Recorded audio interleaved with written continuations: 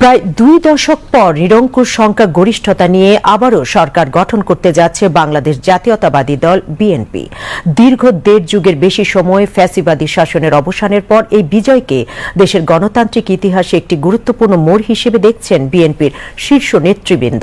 এই বিজয় কেবল শাসনভার গ্রহণের সুযোগই নয়, বরং জনগণের আস্থা ও প্রত্যাশার বিশাল এক দায়িত্বভার এখন বিএনপির কাঁধে বলে মনে করছেন তারা। রিপোর্ট খালিদা হাসানের। দীর্ঘদিন গণতন্ত্র বঞ্চিত একটি রাষ্ট্র ব্যবস্থাকে পুনর্গঠনের দায়িত্ব সহজ নয়। ভেঙে পড়া অর্থনীতিকে দাঁড় করানো, প্রশাসনে পেশাদারিত্ব ফিরিয়ে আনা এবং নাগরিক অধিকার নিশ্চিত করাই হবে নতুন সরকারের প্রধান অঙ্গীকার। বিএনপির শীর্ষ নেতৃবৃন্দ মনে করছেন, জনগণ বিএনপিকে বিশাল সমর্থন জানিয়েছেন একটি জবাবদিহিমূলক, স্বচ্ছ ও মানবিক রাষ্ট্র ব্যবস্থা গঠনের প্রত্যাশাই। বিএনপি সরকারের জন্য প্রধান চ্যালেঞ্জ হলো দেশের আইন শৃঙ্খলা পরিস্থিতিকে স্থিতিশীল রাখা, দুর্নীতিমুক্ত একটি বাংলাদেশ, দুর্নীতিমুক্ত একটি সরকার জনগণকে উপহার দিতে হবে। বিএনপির উপরে এই দায়িত্ব পড়তেছে। এই দেশে গণতান্ত্রিক ব্যবস্থা যেন আর বিপদগ্রস্ত না হয়, এই ব্যাপারে বিএনপি এবং অন্যান্য সকল দলেরই দায়িত্ব আছে। তবে বিএনপি সংখ্যাগরিষ্ঠ দল হিসাবে, 2/3 ম্যান্ডেট পাওয়া দল হিসাবে গণতন্ত্রকে যে কোনোভাবেই হোক ধরে রাখতে হবে এবং বাংলাদেশের অর্থনৈতিক উন্নতি, সমৃদ্ধি সবকিছু নির্ভর করে গণতান্ত্রিক ব্যবস্থার উপরে। ব্যাংকগুলোকে যেভাবে ধ্বংস করে দেওয়া হয়েছে, ব্যাংকের টাকা যেভাবে জনগণের টাকা মেরে দিয়েছে রাজনৈতিক নেতারা, এটা যেন, এই দৃশ্য যেন আর আমাদেরকে না দেখতে হয়, এটাই জনগণ চায়। এবং যে অর্থ তারা লোপাট করে বিদেশে প্রাসাদ গড়েছে, সম্পদের প্রাসাদ, সেই অর্থ ফিরিয়ে আনতে হবে দেশবাসীর কল্যাণের জন্য, এটাও জনগণ আশা করে। চ্যালেঞ্জটা অনেক বেশি, কারণ অর্থনৈতিক অবস্থা দেশের খারাপ, বিনিয়োগ নাই, ব্যবসায়ীরা খুব করুণ অবস্থার মধ্যে আছে। সেগুলিকে রিপেয়ার করতে গেলে কিন্তু আপনার অনেকগুলি ব্যবস্থা গ্রহণ করতে হবে।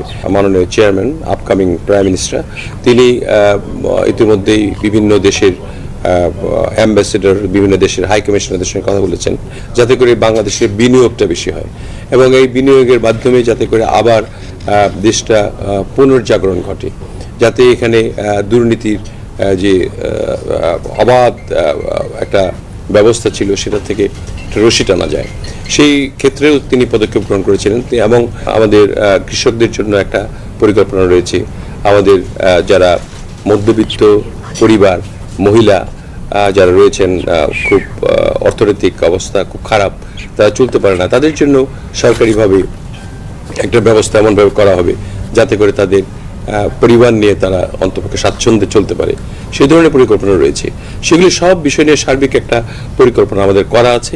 বিএনপি নেতৃবৃন্দের মতে, জনগণের প্রত্যাশা পূরণে সরকার গঠনে অভিজ্ঞ রাজনীতিকদের রাষ্ট্র পরিচালনার প্রজ্ঞা এবং তরুণ নেতৃত্বের উদ্যম ও আধুনিক দৃষ্টিভঙ্গি একত্রিত হলেই কার্যকর শাসন ব্যবস্থা গড়ে তোলা সম্ভব। প্রথমত, একটি দুর্নীতিমুক্ত সরকার দেখতে চাই।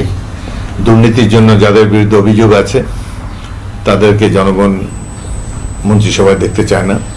দ্বিতীয়ত, অভিজ্ঞ ব্যক্তিরা যেমন থাকবেন তেমনি নূতন, তরুণ বা সদ্য তারুণ্য থেকে উঠে এসেছেন এই ধরনের নবীন পলিটিশিয়ান, যাদের অনেক ভবিষ্যৎ রয়েছে বাংলাদেশকে গড়ে তোলার জন্য, তাদের অনেক আগামী দিনে ভালো ভূমিকা নিতে হবে। সেই নবীন প্রবীণের একটি সংমিশ্রণে সুন্দর একটি মন্ত্রিসভা বিএনপি জনগণকে উপহার দেবে বলে আমরা ধারণা করছি। এবং জানেন আপনারা, জনাব তারেক রহমান তিনি ডিক্লেয়ার করেছেন যে আমাদের সকলকে নিয়ে একসঙ্গে আমরা ঐক্যবদ্ধভাবে সরকারটা পরিচালনা করতে চাই। যদিও বিরোধী দলে আপনার প্রায় 80টি আসন রয়েছে, তাদেরকে নিয়েই আমরা সংসদ পরিচালনা করতে চাই। এটা হলো আমাদের প্রধানমন্ত্রী, আপকামিং প্রধানমন্ত্রীর ইচ্ছা।